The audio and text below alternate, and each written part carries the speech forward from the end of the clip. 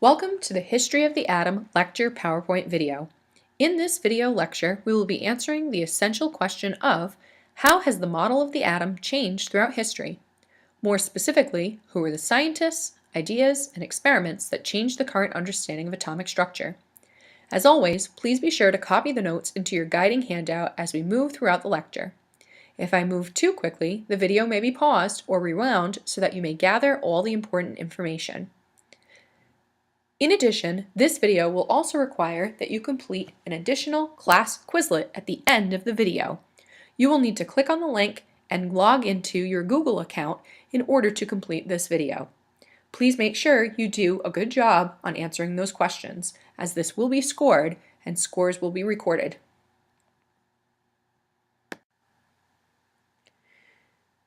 The Greek philosopher Democritus proposed that matter was composed of indestructible particles called atomos.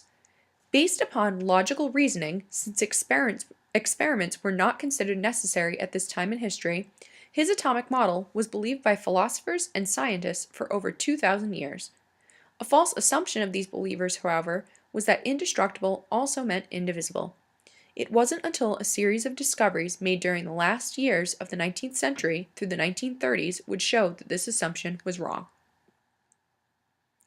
One scientist who drew from Democritus's abstract theory of atomos was John Dalton, who proposed the first atomic theory. This theory stated that all elements were composed of tiny, indivisible, and indestructible particles called atoms.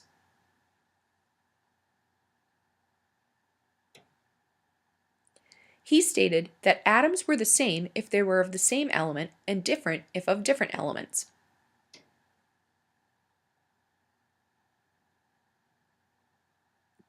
In addition, Dalton postulated that atoms could combine to form compounds, and when doing so, these compounds would always have the same relative number and types of atoms.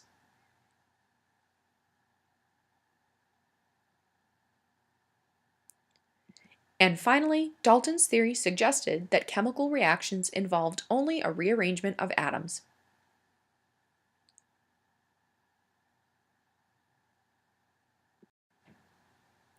We now know today that Dalton's ideas in his atomic theory were not all correct. With the discovery of subatomic particles, it was proven that atoms were in fact divisible. And upon discovery of isotopes, scientists proved that atoms of the same element could in fact be different from one another. Despite its error, Dalton's theory allowed him to propose a new atomic model which he termed the spherical atomic model. This model showed a single sphere that could not be broken down into smaller parts. For this reason, this model contained no distinguishable subatomic particles or regions.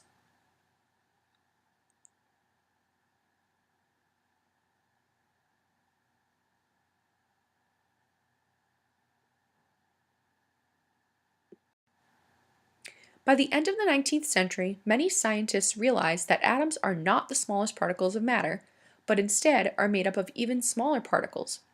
This realization came in part from the seminal research of British scientist Joseph John Thomson, who proved that all atoms were made of smaller particles with a negative charge that he called electrons.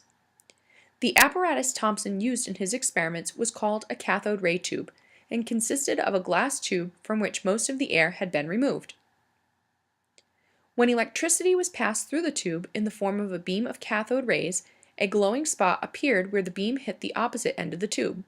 Observing that the beam could be deflected by magnets and electrically charged plates, Thomson realized that these cathode rays consisted of negatively charged particles and that all forms of matter contained them. With Thomson's discovery, he proposed a new atomic model known as the plum pudding model, which showed a soft sphere of positive charge embedded with tiny, negatively charged electrons, much like raisins in a plum pudding.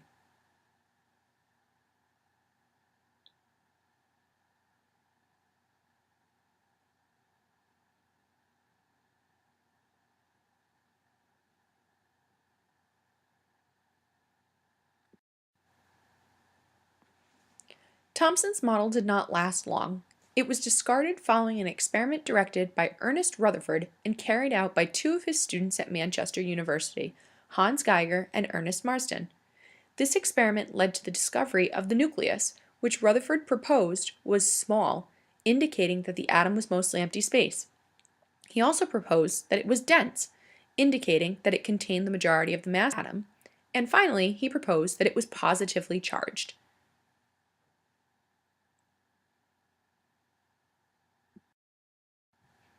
For this experiment, now known as the gold foil experiment, Geiger and Marsden bombarded a thin foil of gold with a beam of positively charged alpha particles emitted from a radioactive source and measured how many particles were deflected and to what extent they were deflected.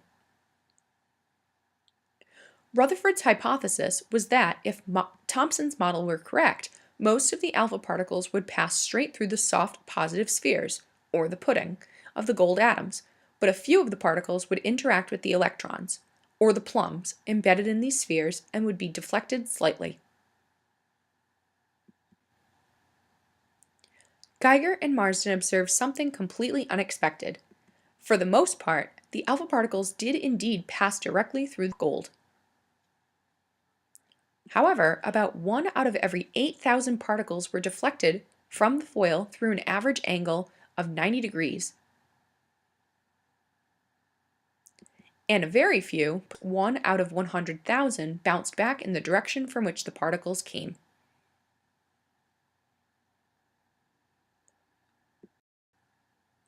The results of the gold foil experiment ended the short life of the plum pudding model because it could not account for the large angles of deflection.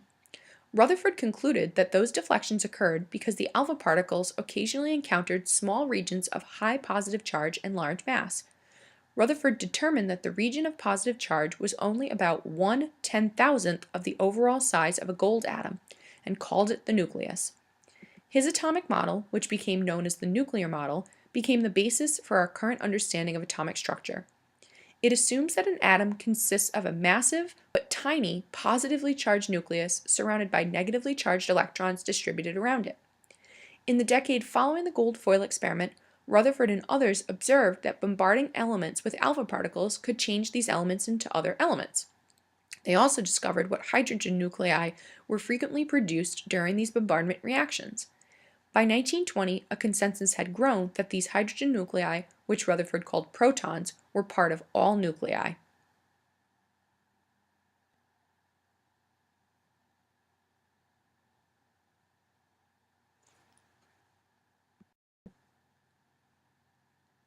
At the end of the 19th century, some scientists believed that all the major scientific discoveries had already been made, and all that was left to do was solve a few lingering problems. Ernest Rutherford's nuclear model of the atom established that the atom was mostly empty space occupied by negatively charged electrons, but nothing could explain what kept the electrons from falling into the nucleus. Rutherford suggested that the electrons had to be in motion, and hypothesized that they might orbit the nucleus the way planets orbit the sun. However, classical physics predicted that negative electrons orbiting a positive nucleus would emit energy and eventually spiral into the nucleus, and obviously this was not happening. The problem of explaining why an atom's electrons did not get pulled into the nucleus was addressed by Danish physicist Niels Bohr.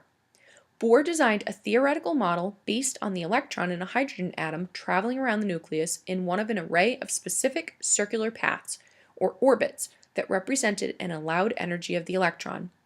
He proposed that these electrons, in releasing or gaining enough energy, could jump between these orbits, which became known as energy levels.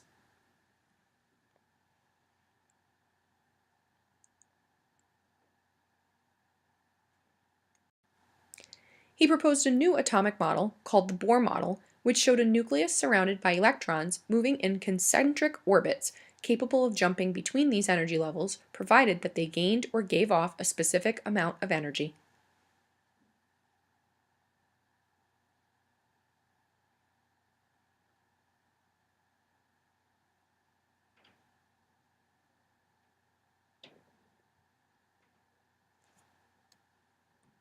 In 1932, one of Rutherford's students, James Chadwick, successfully isolated and characterized the neutral particle which his teacher, Rutherford, had proposed years earlier. Calling this particle the neutron, the atomic model was once again changed, and the modified nuclear model now showed a nucleus that contained protons and neutrons and that was orbited in exact paths by electrons.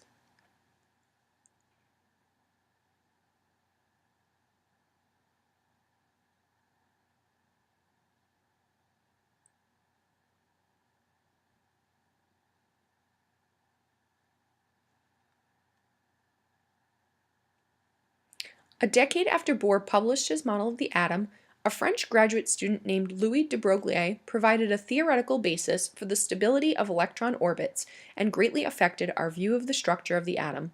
His approach incorporated yet another significant advance in the way scientists viewed atoms and subatomic particles, suggesting that electrons could not only be thought of as particles, but also as waves. In 1926, Erwin Schrödinger, in the matter of a few weeks over his Christmas vacation, developed the mathematical foundation for what became known as wave mechanics or quantum mechanics. Schrödinger's mathematical description of electron waves provided an equation which described the energy and the position of electrons in the atom. He proposed an atomic model in which electrons were found within a blurry electron cloud, and by solving Schrödinger's equation, the probability of finding an electron within this region of space could be determined.